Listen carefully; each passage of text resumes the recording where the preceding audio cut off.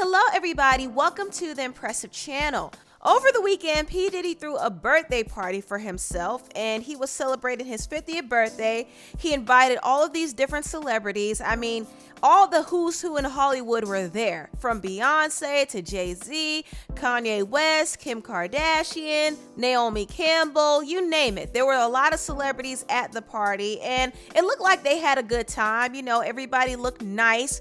And we did see a lot of interesting interactions, which I do want to talk about in this video. But I first want to bring up the fact that Diddy celebrated his birthday on the eve of Kim Porter's birthday. For those of you who don't know, Kim Porter is the mother of 3 of Diddy's children, and she unfortunately passed away last year. We still don't know the reason why she passed away. That's still a mystery.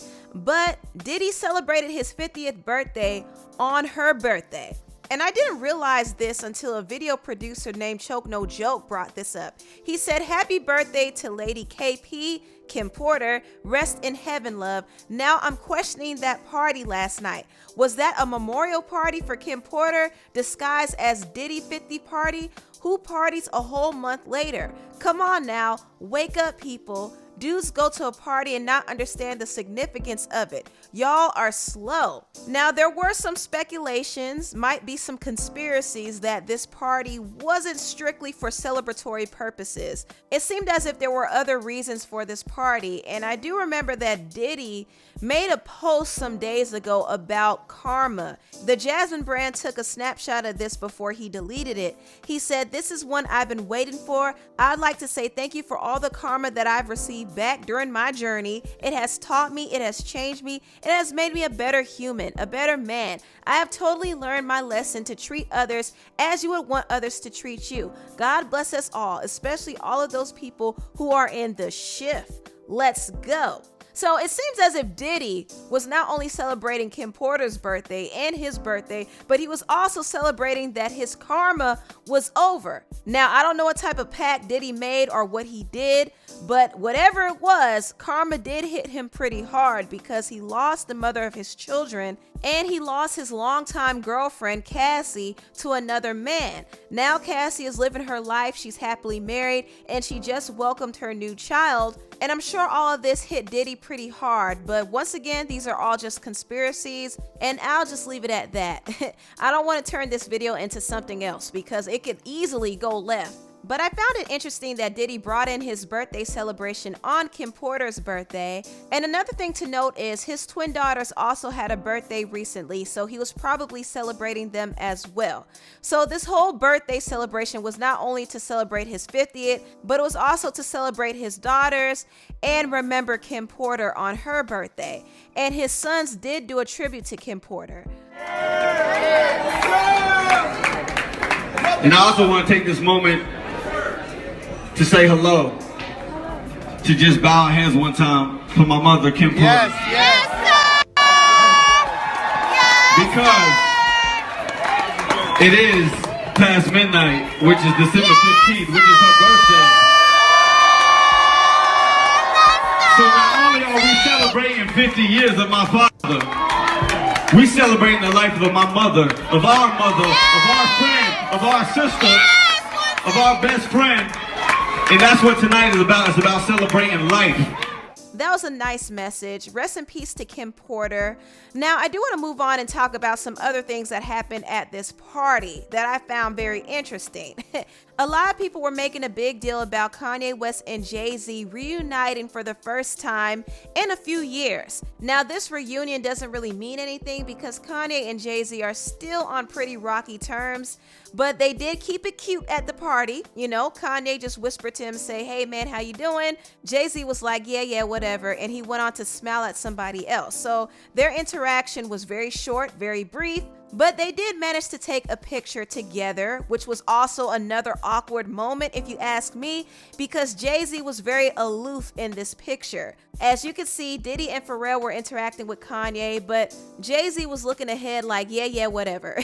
So Jay-Z wasn't here for Kanye, and Kanye probably wasn't here for Jay-Z either, but they kept it cute and cordial, like they should. But both of them are still at odds, and it stems back from a lot of different things. In fact, I made a video about this. Kanye and Jay-Z fell out over the fact that Jay-Z and Beyonce refused to show up at Kanye's wedding because they had personal issues. Not only that, in 2016, Kanye went on a rant against Jay-Z while he was on tour. He said that Jay-Z didn't check up on Kim after she got robbed, and he didn't bring his daughter Blue Ivy to meet his daughter North.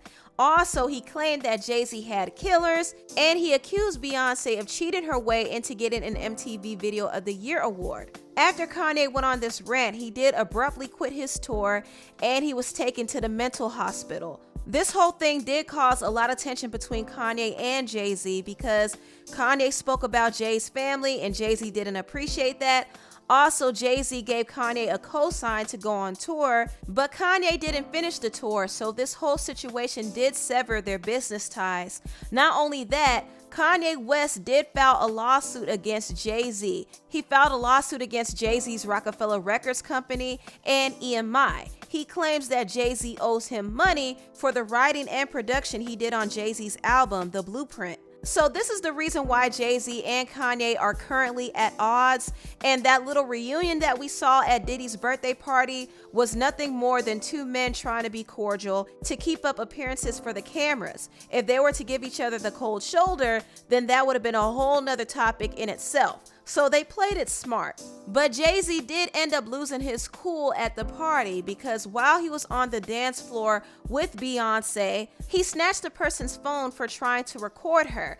Now, Beyonce was busy dancing and bouncing around, and she was interacting with Kelly Rowland and Saweetie, so she wasn't paying attention, but there was somebody trying to sneak a video of her, and Jay-Z wasn't here for it. He snatched that phone out of that man's hand and said, "Come on, man, what are you doing?" Now, some people may have thought Jay-Z overreacted, but people have to learn how to respect other people's boundaries. Just because Beyonce is a celebrity does not mean that it's okay to invade her personal space and record her without her permission. Now, granted, this is a party where a lot of people have their phones out, and celebrities like Beyonce and Jay-Z can't expect everybody to put their phone away because that's not realistic. When they walk into the room, people will try to record them.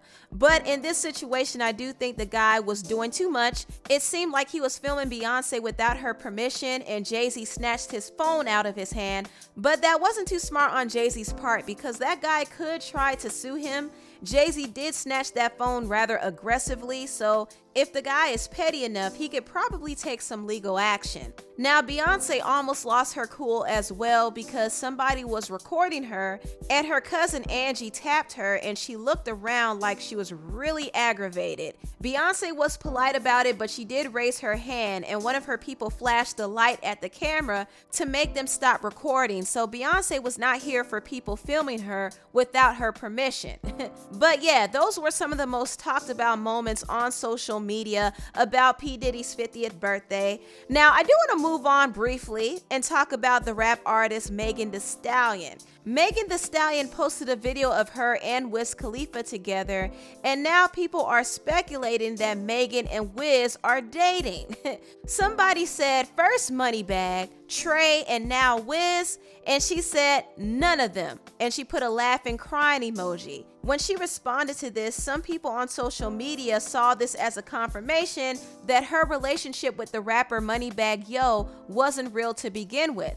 Just to give you all a backstory, earlier this year, Megan Thee Stallion did go public with the rapper Moneybagg, but there was a rumor going around that Moneybagg said his relationship with Megan was fake, and people actually ran with this rumor. Now, it's very possible that Megan and Moneybagg got together for PR purposes, but I do believe they were dating at one point, but it just didn't work out. Megan is very busy in her career, and also she was openly flirting with Trey Songz when she was supposed to be in a relationship with Moneybagg, so it seems as if she didn't really take her relationship with Moneybagg too seriously. Honestly, I think they were just casually dating, but they just weren't feeling each other after a while, so they just grew apart. Moneybagg moved on from Megan, and he's now dating another woman named Ari Fletcher, And Megan is out here living her best single life, so she's not really tied down to anybody. But it's unfortunate that every time she's hanging out with another man, people assume that she's either dating or sleeping with him. She went on Twitter and said, "Moving on is not quote unquote belonging to the streets. Y'all men and judgmental women gotta grow up, laugh out loud." So that was Megan's response to all of her critics out there. Anyway, tell me what you all think about this video down below. Please like, comment, and subscribe, and share this video if you care. Thank you so much for watching, and I'll see you next time. Bye.